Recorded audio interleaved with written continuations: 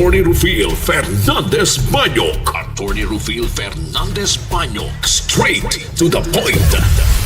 Non in imposumus aliquid adversus veritatem sed pro veritate.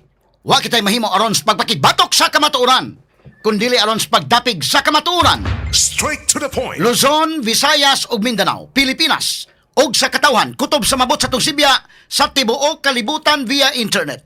Mayong buntag ug kumusta live gikan sa Queen City of the South, Cebu City, Philippines. Welcome nining atong tulumanon ug inyong tulumanon. Straight to the point. Kini lagi po niyo boss kalagad sa kahanginan sa kasamang Rufil Fernandez Banyok. Mao'y paday makiguban kaninyo nining laing adlaw sa atong pagpakigbisog. Adlaw karon mga kaigsunan nga Miyerkules og pitsa 15 na buwan mahigala sa Hulyo tuiga 2026. Straight to the point. Sa gihapon hatagan tagpagtagan ang mga issues nga mahilabot ang lungsod. Nagbagang mga expose, naguna mga reports. Dinhi lamang gyapon mga higala sa atong pagawan-uban nining atong tulumanon ug inyong tulumanon. Straight to the point. Nagunas tumiskutaran karon butaga mahigala ang low pressure area nga kanhi si Bagyong Josie naka-exit na. Karong kadlawon sa Philippine Area of Responsibility (CONPAR). Straight to the point. Naot po ta mahigala nga wa nay mosunod nga bagyo ining Josie mga sukid tig paminaw.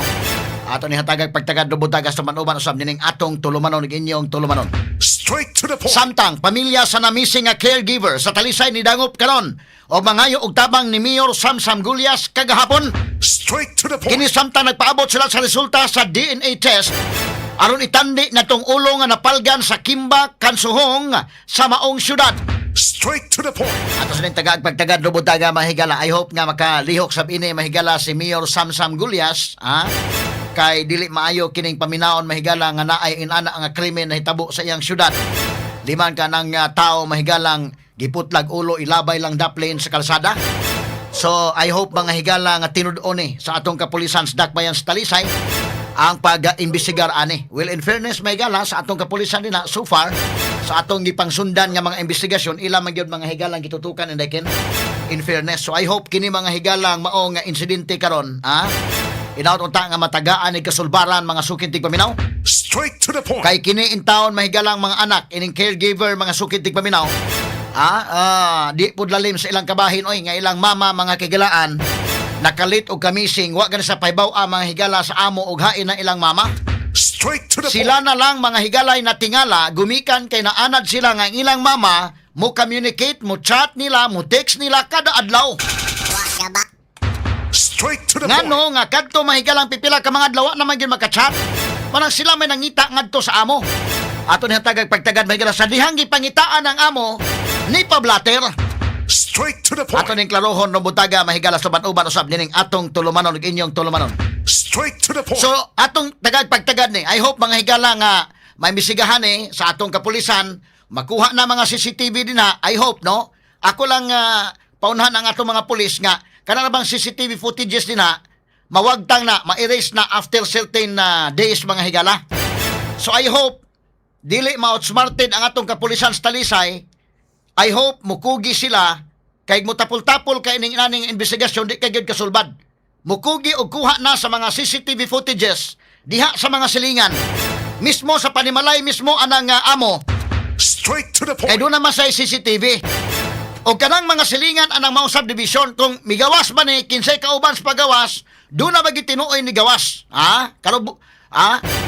I hope ang atong kapulisan sa Dakbayan sa Talisay kay kung maglangan-langan mo, di ninyo naglihokon dayon, abtag siyam-siyam, inigtanaw sa mga CCTV, mo pa'y paglihok, moingon ang mga silingan na wa na na-erase na. Straight to the point. I hope ang atong kapulisan kung tinuod yun nga doon na mahigalay kinasingkasing nga serbisyo, dedicated sa trabaho, o na ilang buhaton mga sukid tig paminaw. Straight to the Pero point. balikon ako, in fairness Dakbayan sa Talisay, okay naman ni sila. So far ang atong kapulisan may higala sugbo, medyo sa ato mga higalang pag-evaluate okay man. Nya I hope kini mga higala dako man gud nga krimen. I hope nga dili ni nato palabyon kini maong krimen. Straight to the Katarig point. pagtagan rubutaga sa tuman-uban usab nining atong tulumanon ug inyong tulumanon. Straight to the Samtang point. sa pikas bahin, laing dako nga krimen mahigala ang pagpanglugos. Sa usa ka tindira mga sukid tig paminaw ug anang lugos usa ka ex-convict. Straight to the point. Usa ka adik-adik. Straight to the Ang point. suspects papanglugos usa ka tindira ug inanan matud pas pagkakaron nagpakiluoy sa pagpangayo og pasaylo sa iyang gibuhat pinaagi sa private message. Apan ang biktima determinado sa pagkiha sa maong suspek. Straight to the point.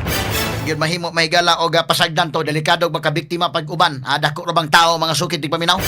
Mura kuno kapre ang nang lugos niya kasamang kay. Straight to the Mo point. nawa sa makaiskapo mang higala kadto mang babayhana gani gamay babayhana. Gwapa, do naman ay itsura ni babayhana. Pero medyo cute siya. Nya kini nang lugos mga kaigilaan kay murag kapre. Atol ning agi katawa mga sukit tig paminaw. Nagdapag yung kutsilyo, wagid ka iskapo in taon kini mo babay. Straight to the Tagan point. tanig pagtagad do butaga, no? Sa CCTV footage ka to nakita mga higala giti unan gyud og kutsilyo in taon. Kining maong babae. Straight to the Tanig point. pagtagad do butaga sa atong paban-ubar usab dining atong tulumanon ug inyong nga tulumanon. Straight to the point. Samtang sa laing bahin lokal nga kagamhanan sa lungsod sa Badian ni Pasalig nga nagpabiling luwas ug bukas ang Kawasan Falls sa lungsod taliwa sa taho nga sightings o dunay nagpakita nga kubra. Straight to the point. Yawasan ng istoryaha mga higala oy. Pagkagilingig basta na mga kaigalaan may numdum lang ko dito sa Samal Island. Nindot tong Hagimit Falls man to day no nga atong giadto. Nindot mga higala bugnaw mga sukiting paminaw ha. Daghan ang mga moadto, daghan mga ma-attract nga moadto. So kining Kawasan Falls sa ato po nindot sad ni. Daghan sad mga higala moadto. Unsa man ang istoryahan do nay kubra, tinuod ng istoryaha o dili? Ayon ang pupunaan ng istorya o dili man tinuod. Pero kung tinuod man galing ato na sa klaruhon kasi bako badisgasya ta inday kin. Atol ning agi katawa-katawa mahigala do na ba ubang mga inana nga mga bitin mga kaigalan ganahan humul-humol pug apil sa kuanday.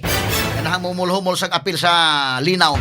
Straight to the Sa point. karuhon talana tagan tanig pagtagad do butaga sa manuman usab dining atong tulumanon ug inyong tulumanon. Straight to the point. Samtang sa kauluhan prosekusyon dili na modayon pagpresentar sa duha ka mga hostile witnesses. Apil na ang Chief of Staff sa Office of the Vice President nga si Attorney Zulaika Lopez. Straight to the point. Ako na nang gibana daan mahigala.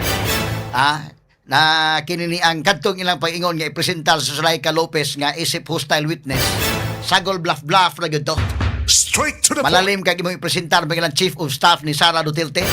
Unsa may buhian nga testimonya ana unya dito sa impeachment court. Mag-expect ka nga mulaban as prosecution nya inyong i-present. Nagmulaban ng Sara nya unsay buhi ang mga statements ana dito. Maka-damage unya sa prosecution. Straight to Pero the kadto point. bluff lang yun mga kailan po pag actual na inyo na dayon nya dili na mo idayon og present.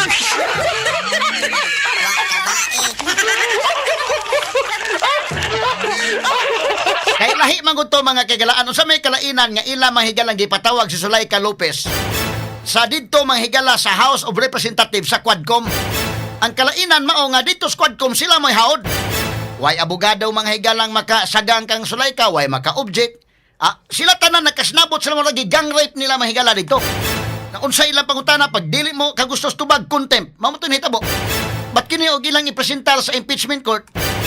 Makapangutana man ang depensa, maka-object man ang depensa. Ang mga senator judges makapangutana man, doon na may kagawasan si Zulaika Lopez nga mutubag ani day delikado kay ito.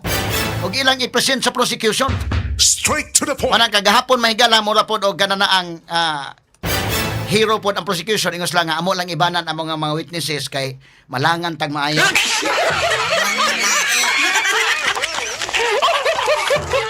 Nindot sa paminaon na pod, ha? In fairness, may gila sa prosecution, ingon sila nga, daghan man sa usa ka witness, tagduha ka adlaw may nahitabo nga presentation. Usa ka adlaw direct examination, another usa ka adlaw sa cross examination. Maabdan tag siyam-siyam, so aron nga dili na lang ta maabdan, di na lang namo idayon og presentan ang witnesses. Duha si Captain Bilio o kini si Zulaika Lopez. Di na lang aron di ta malangan, ha? Kana gyud kay tinuod nga rason o nahadlok sila mahigalang ilang ipresenta si Zulaika Lopez.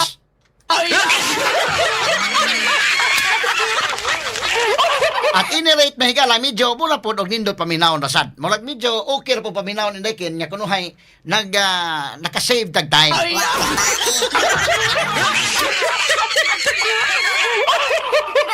Kaya tanig pagtagad no buntaga mahigala no. Unsa man ning hostile witness? Unsa may but pasabot kanang hostile witness, ha? Nganong ilamang tang i-present si Zulaika Lopez? Nya ngano nga mas lamo dayon? Karon man tato mahigala or kagabi man tatong schedule ni Zulaika Lopez.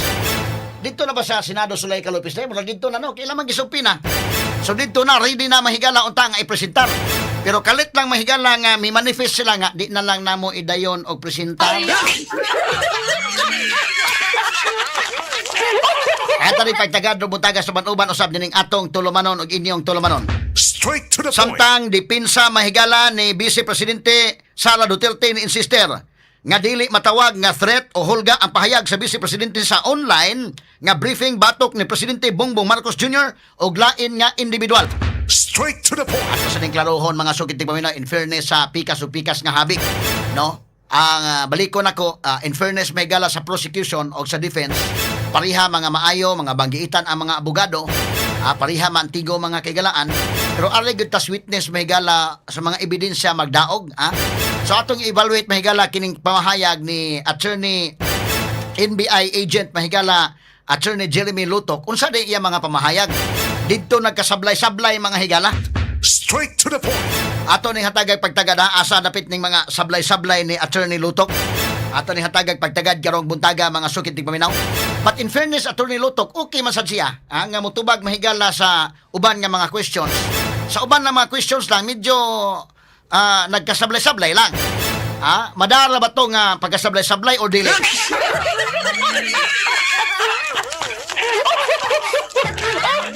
Doko in town sa attorney Lutok tanawa ang demeanor mahigala sa witness gipresentar sa witness stand. Medyo dili maka-afford mahigala mo atubang og face to face o mo tutok mahigala eye to eye contact sa nangutana. Iya pasamang lagi doko. Kini ang uban pang mga iskutanan niyo mabati exclusive over DYHP RMN Cebu 612 sa dial sa inyong mga radyo sa 93.9 IFM. Subo! Andam na ba mo?